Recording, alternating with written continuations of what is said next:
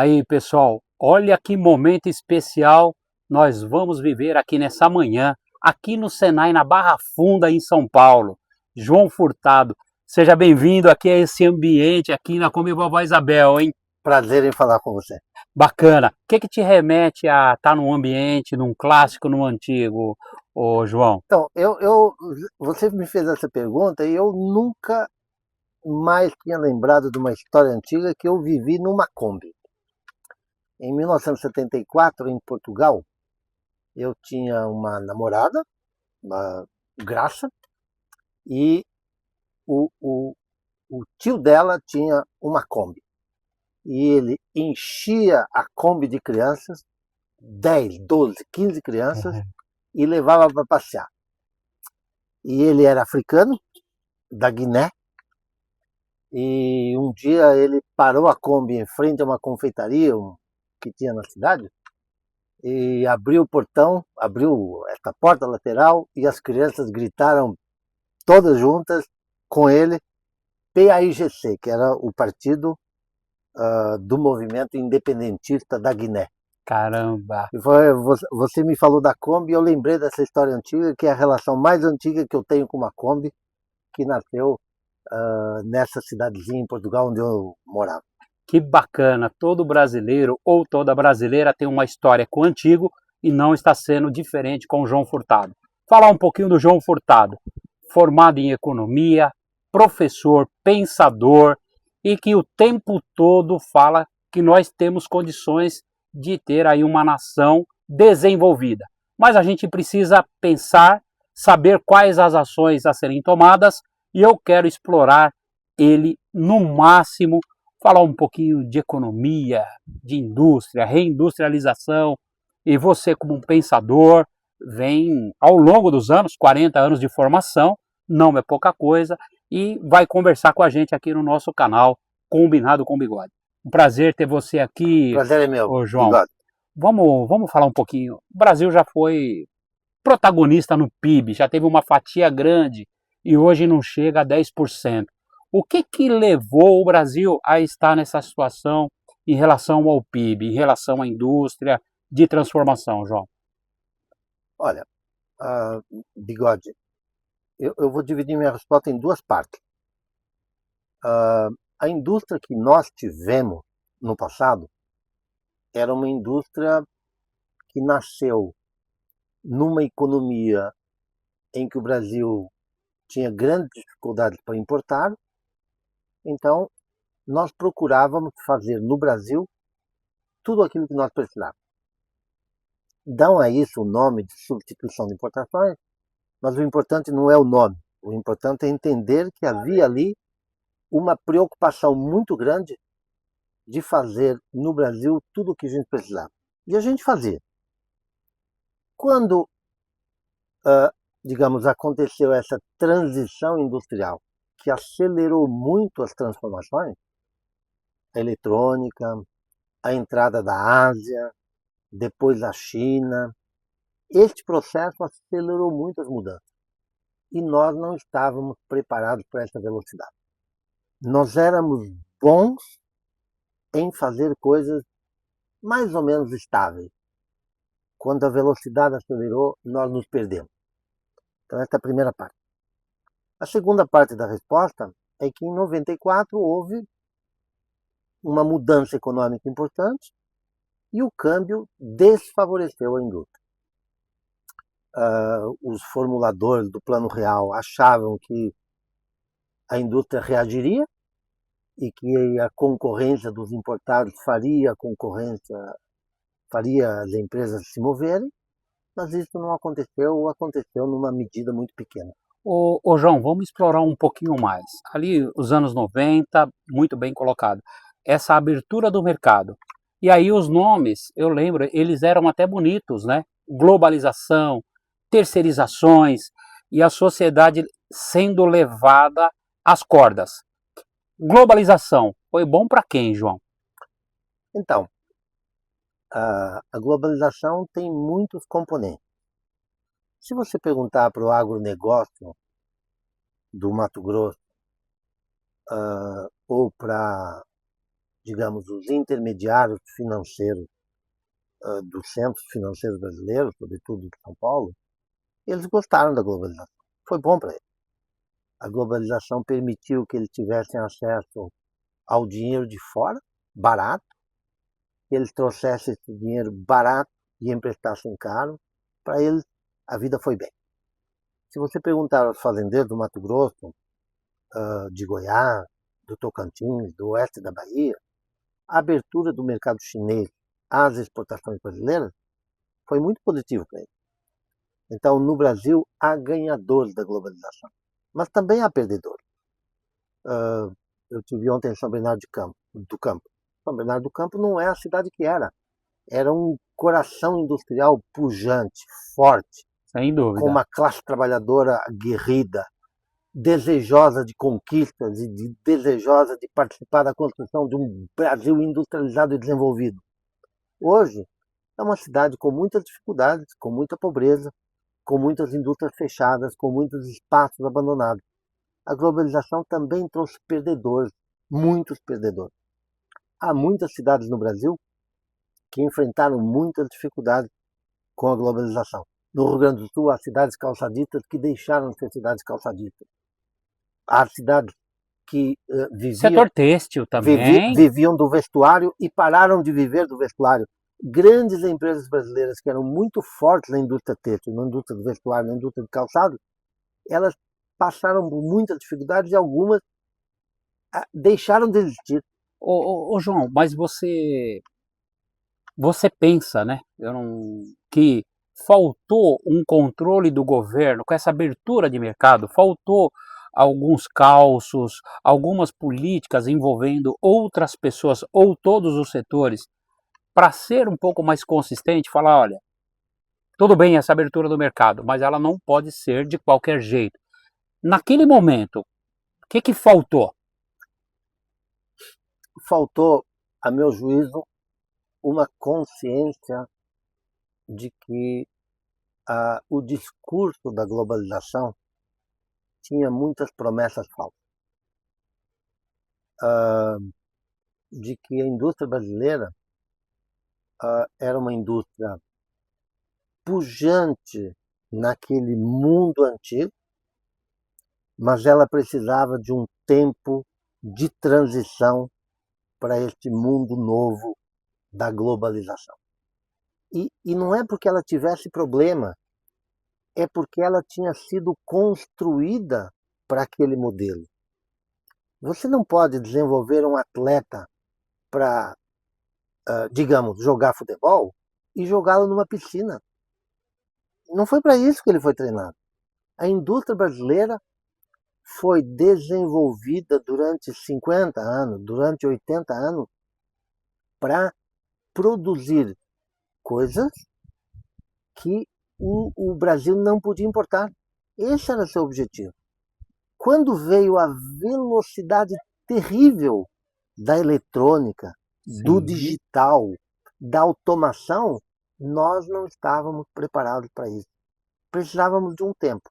Atenção, na sua pergunta tem uma palavra muito importante, Bigode. Você falou da abertura. A abertura brasileira tem 2 capítulos. Tem o primeiro capítulo, que é o Collor, e tem o segundo capítulo, que é o Plano Real.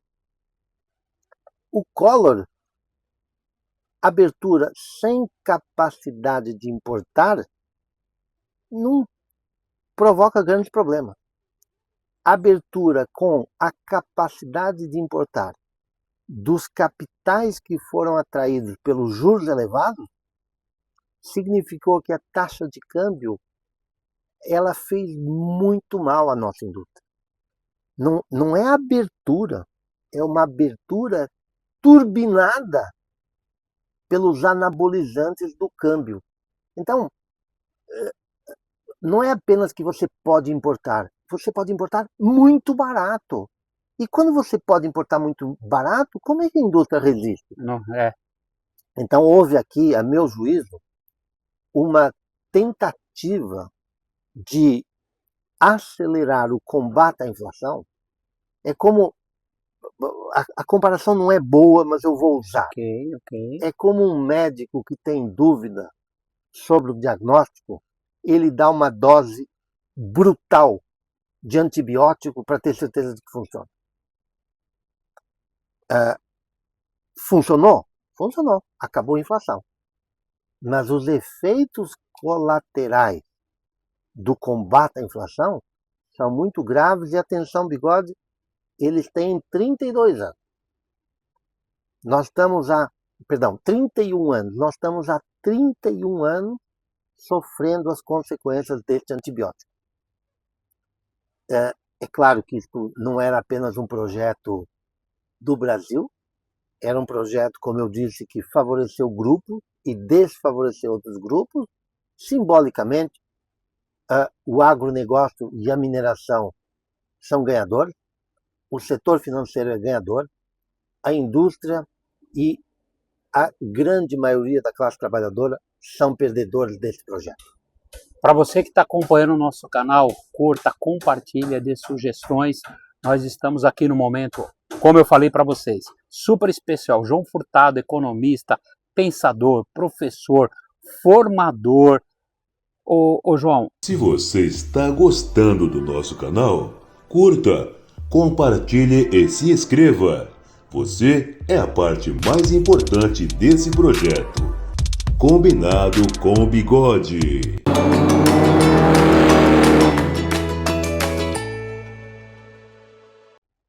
Vamos aprofundar, eu quero apimentar o nosso debate aqui. O nosso modelo econômico, com essa abertura de mercado, essas duas fases bem colocada até para que as pessoas possam entender de maneira muito clara o que nós estamos conversando. Esse modelo econômico nosso é um modelo também ultrapassado? Como é que você enxerga o modelo econômico do Brasil? Olha, eu acho que o século XXI trouxe para o Brasil algumas coisas muito boas, mas há muito trabalho a ser feito. Eu acho que a Constituição brasileira foi uma Constituição que é uma construção social e política muito importante. Eu acho que as políticas sociais começaram timidamente a construir, digamos, objetivamente a Constituição, os objetivos que a Constituição tinha se colocado. Por exemplo, o direito à saúde e à educação. Sim. Direito à saúde e à educação. A universalização da educação e o acesso da população brasileira à saúde são conquistas da Constituição. E eu acho que essas políticas começaram ainda nos anos 90, com os governos do presidente Fernando Henrique Cardoso, e foram, digamos, ganharam muito vigor, muita energia, muita abrangência no século XXI, com os governos do presidente Lula, da presidente Dilma. Esta parte é uma extraordinária construção brasileira. Nós fomos bons nisso. Nós fizemos um programa educacional e nós fizemos um programa de saúde que são muito bons. Precisa melhorar a qualidade, precisa dar mais recursos, precisa haver um compromisso claro do governo federal, do governo estadual, dos governos municipais com a efetivação dessas políticas, mas é uma boa construção. O que eu acho que nós ainda não conseguimos avançar? Nós não conseguimos avançar no desenvolvimento de políticas de criação de riqueza. Quando eu digo criação de riqueza, é criar cidades que sejam cidades boas para se viver. Cidades em que as pessoas não sofram horas no transporte. Cidades em que a coleta de lixo seja uma coleta que abarca a cidade toda. Para isso precisa ter meios, precisa ter planejamento, precisa ter uma organização da cidade. A saúde. Para efetivar os compromissos da saúde, nós precisamos ter um sistema produtivo para a saúde. Precisamos ter equipamentos, precisamos ter medicamentos, precisamos ter serviços, precisamos ter tecnologias de informação, precisamos ter pessoas preparadas nos vários níveis para atuar nesse sistema. Então, nós fomos bons em desenhar direito e levar a população a ser atendida por esse direito, mas nos falta muito, aquilo que a gente diria, as políticas promotoras das indústrias e dos setores que satisfazem esse direito.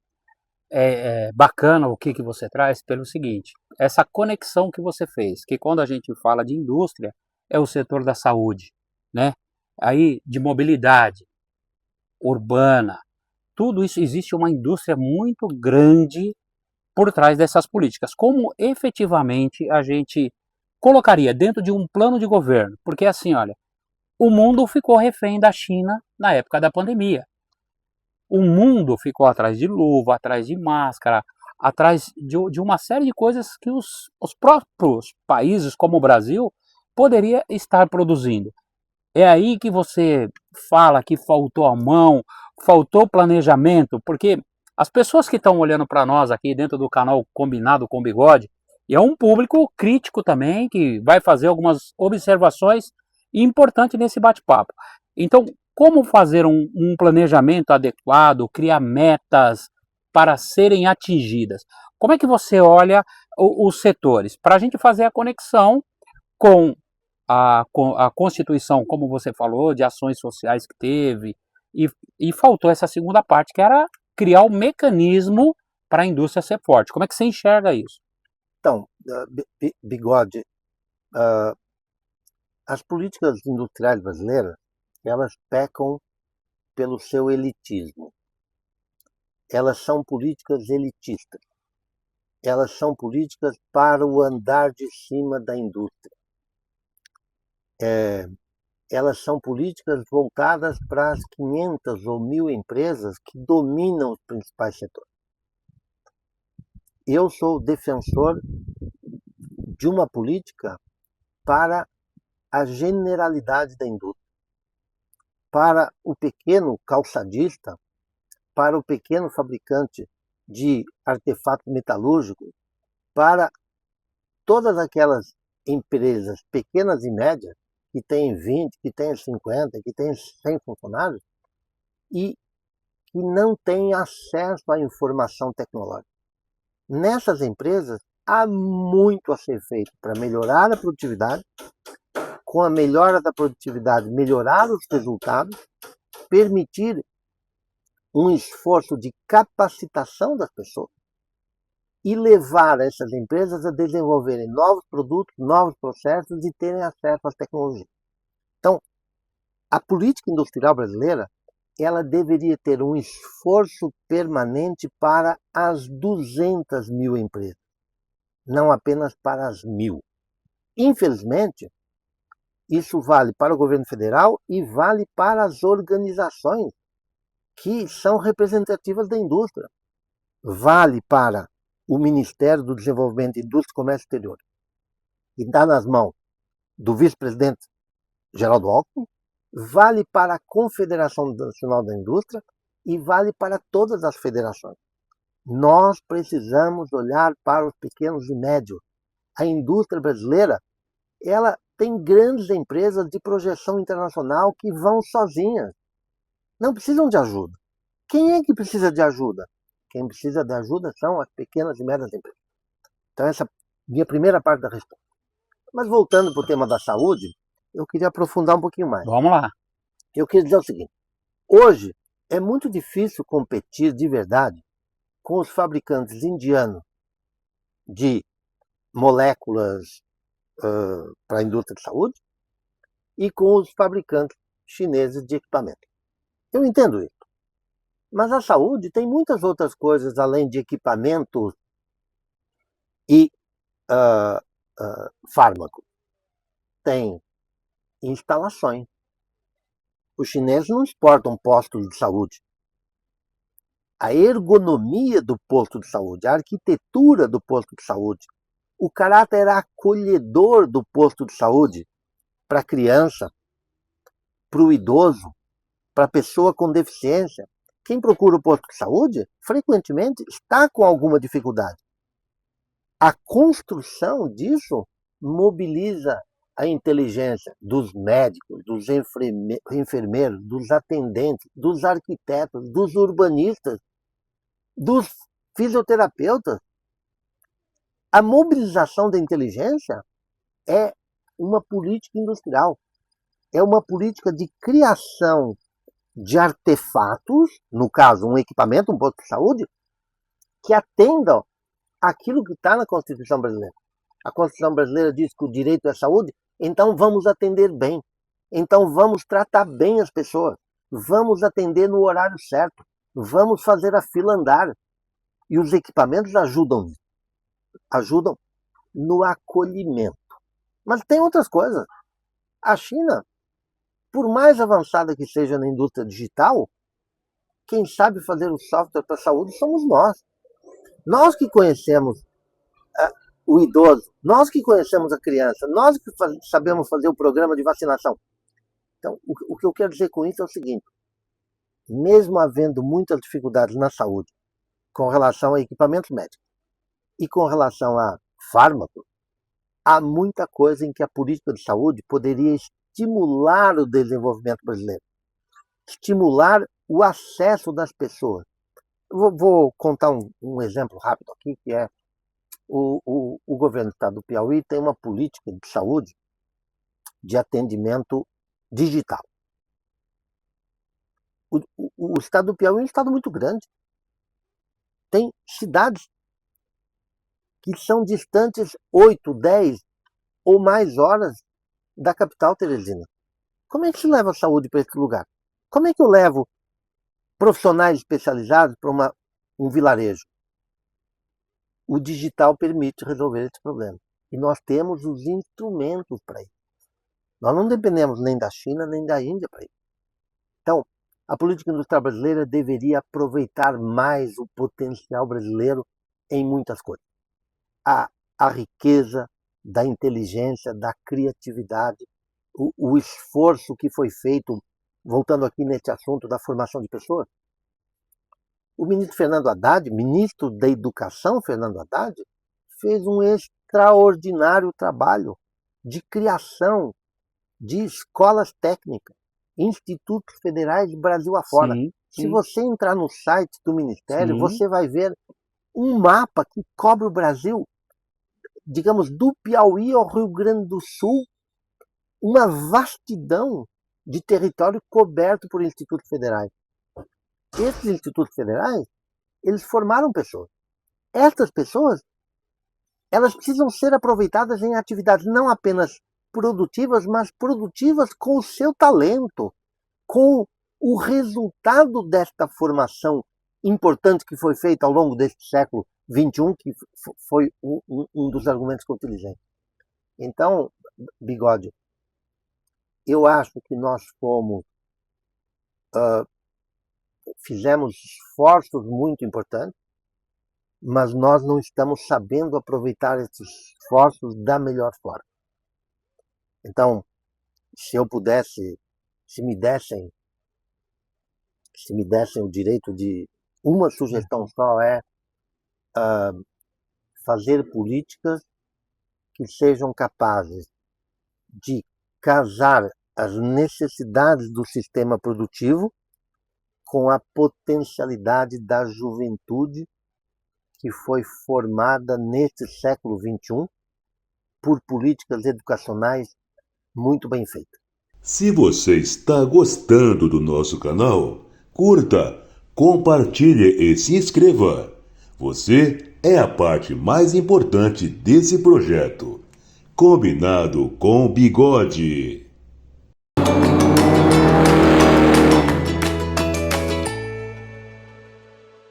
Olha, se você falou que foi rápido, né? Primeiro máquina a vapor, eletricidade, automação, aí vem digitalização, indústria 4.0, manufatura avançado, se alguém achar melhor assim. Se já foi violento lá atrás, agora está sendo muito mais violento. E a nossa indústria não tem um grau de complexidade tecnológica do tamanho que deveria ter. Como que a gente começa a resolver? Eu vi que você trouxe as pessoas que são formadas, que têm conhecimento e que não produzem nas suas áreas, que é uma verdade. Muito deles, gente, tem inclusive buscado espaço em outros lugares, em outros países desenvolvidos, né, em uma série de coisas. Então, para a gente apimentar o nosso debate aqui, essas pessoas deveriam ser, de fato, aproveitadas aqui. Mas a gente não tem uma política de Estado consistente, né, João? Bigode, você estava me formulando a pergunta e eu me recordei de um episódio recente que eu queria compartilhar com você e Bacana, com as vamos pessoas, nessa, né? que acompanha a gente. Eu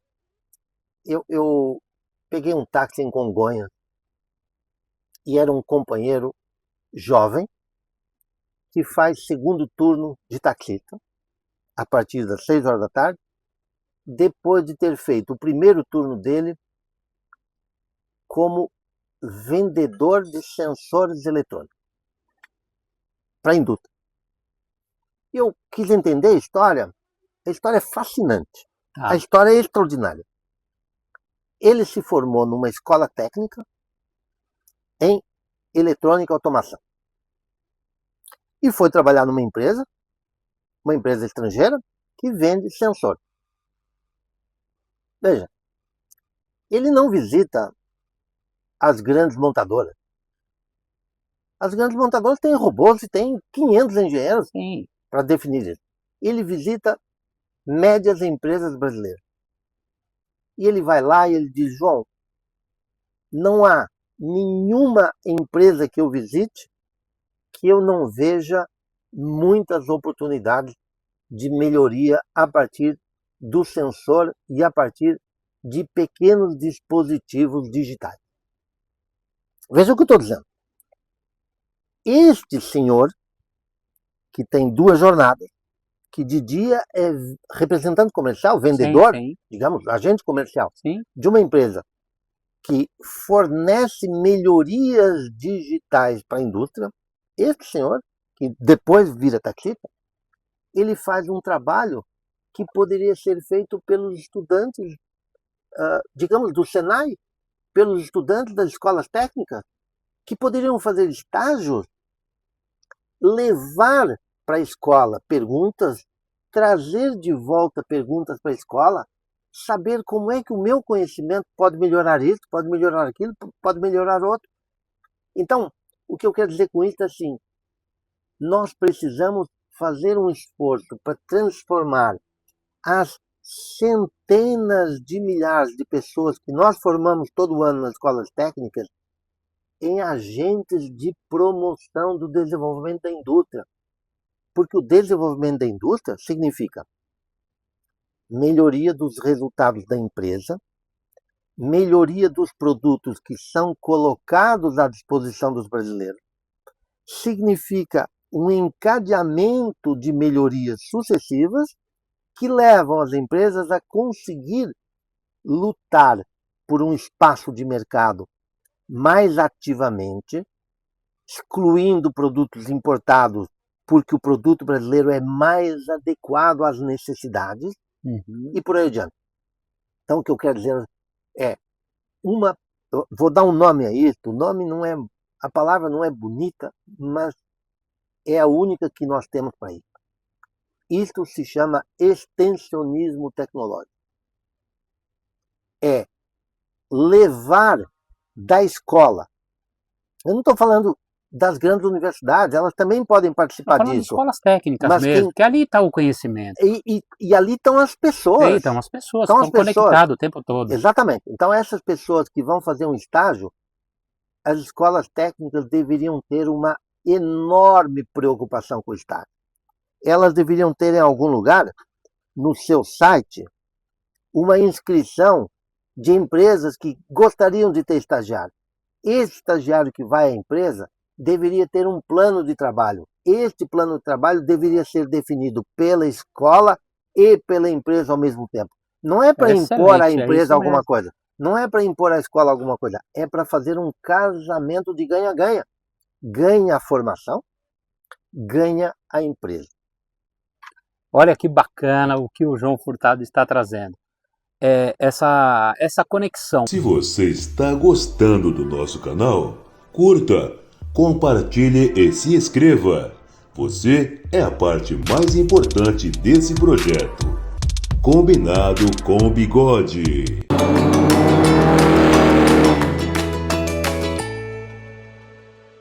Porque quando a gente fala de sensores, João, muitas vezes, até para contar uma peça que aquela indústria está produzindo, e os empresários que não têm esse conhecimento técnico, muitas vezes quer colocar uma máquina para falar que tem a indústria 4.0, mas ele não tem sensores que conta a produção dele. É dessa conexão que ele está trazendo aqui, gente.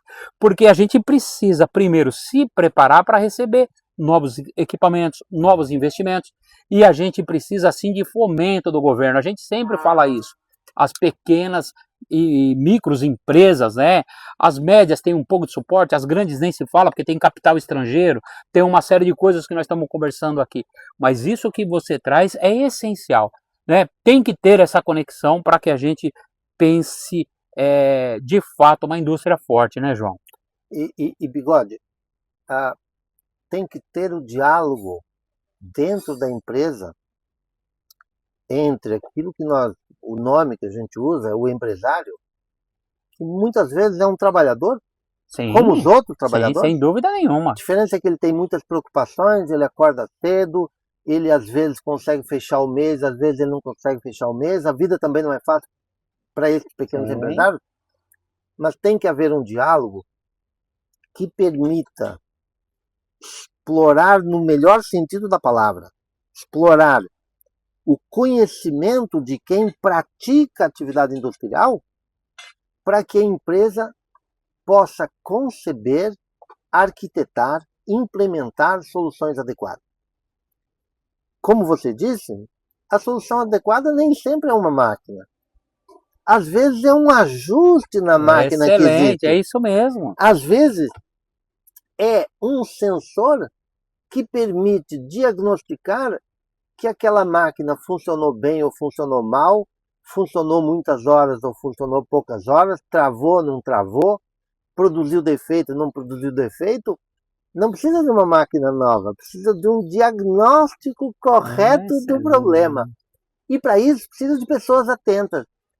A pessoa que está no chão da fábrica, que está na linha de produção, que está fazendo o esforço produtivo imediato, ela precisa ter um canal de comunicação com os seus companheiros e com o companheiro empresário que está lutando para fechar a conta no final do mês. É claro que eu não estou falando daquelas empresas cujas ações estão na Bolsa de Frankfurt, ou na Bolsa de Nova York, ou na Bolsa de... Não é disso que eu estou falando. Não é dessas empresas que eu estou falando. Essas se viram. Elas têm os meios. E quando não têm os meios, elas sabem ir a Brasília, bater na porta certa para conseguir o que precisam. Quem precisa dos meios é o empresário, o industrial, o pequeno produtor de 10, 50, 100 pessoas, a quem a política industrial raramente leva uma solução. E como raramente leva, ele vive tão preocupado com o dia a dia que ele não tem tempo de buscar soluções. O tempo dele é muito escasso. Então, o que precisa levar? Precisa levar pessoas, essas pessoas boas que o Brasil formou graças à política de expansão dos institutos federais e à ampliação do acesso à educação que nós tivemos. Nós precisamos que isto tenha uma outra amplitude. Vou mudar um pouquinho o assunto, mas sem mudar. Vamos lá. Você sabe que a universidade, que sempre foi muito elitista no Brasil, sobretudo nos cursos mais remuneradores, medicina ou engenharia, ela se democratizou um pouco. Hoje em dia, você olha os corredores da universidade e você vê uma outra demografia. É visível. É visível. Infelizmente, no Brasil, a pobreza tem um rosto com determinadas características, né? Estas pessoas que ingressaram agora no sistema universitário, elas estão fazendo coisas diferentes. Por exemplo, na Escola Politécnica tem um grupo de estudantes que está fazendo um núcleo de engenharia popular. Mas o que é engenharia popular? E eles dizem, é a engenharia para resolver problemas que os engenheiros não costumam enxergar. Interessante. Por que eles não conseguem enxergar? Não conseguem enxergar porque o mundo do engenheiro, digamos, tradicional, está ligado aos setores importantes, às empresas importantes, aos desafios da indústria 4.0, mas o núcleo de engenharia popular quer fazer um equipamento mecânico para plantio de alface do pequeno produtor. Algo que nunca ninguém viu no Brasil. Um produtor de alface no Brasil, se você for a Palilheiro, zona sul de São Paulo, tem lá uma agricultura de pequenos produtores, muito ligado a orgânico, né? Se você for lá, você verá comunidades em que as pessoas têm, digamos, consequências de uma vida feita agachada, e as pessoas desenvolveram corcunda. Sim. Doença socioprofissional. Resultado da falta de equipamentos adequados. Esse núcleo de engenharia popular, que os estudantes da Escola Politécnica da USP criaram, pretende abordar problemas desta natureza. São jovens, entusiasmados, comprometidos, que enxergaram esta oportunidade. A mesma oportunidade, aliás, que enxergou o nosso amigo taxista, aquele que vende sensores. Que vende sensores.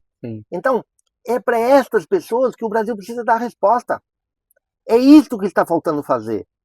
E eu acredito, realmente acredito, que existem pessoas empenhadas nisso.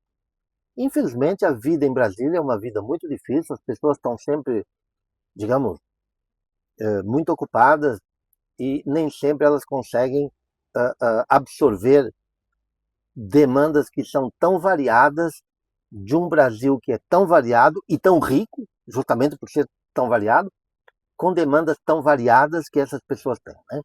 Então, mas não é porque é difícil que a gente não insiste. Bigode, a gente continua insistindo e a gente acredita que, digamos, mais dia, menos dia, eles vão prestar atenção. Vamos tirar o difícil da frente, vamos falar, esse é o grande desafio. Pronto. Eu acho que é por aí. Ô, João, eu gostaria que você deixasse aqui uma mensagem para esse público que acompanha o nosso canal Combinado com Bigode.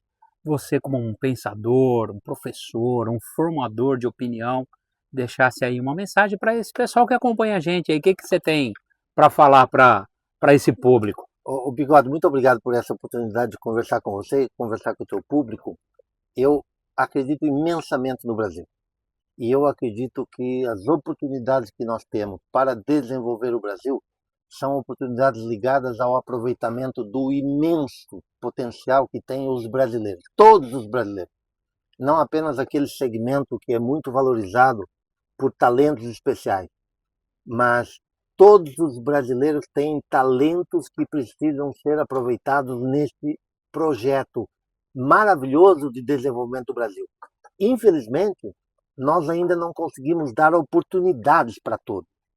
O projeto de desenvolvimento do Brasil é um projeto de aproveitamento dos talentos que todos os brasileiros têm e que todos os brasileiros precisam ter oportunidades de aplicar em prol da sua vida e do desenvolvimento do Brasil. Então essa é a minha mensagem final para você, Bigode, e para todo mundo que nos assiste. Valeu, obrigado de coração. Pessoal, vamos juntos acelerar essa ideia. Obrigado, João. Valeu. Se você está gostando do nosso canal, curta, compartilhe e se inscreva. Você é a parte mais importante desse projeto. Combinado com Bigode.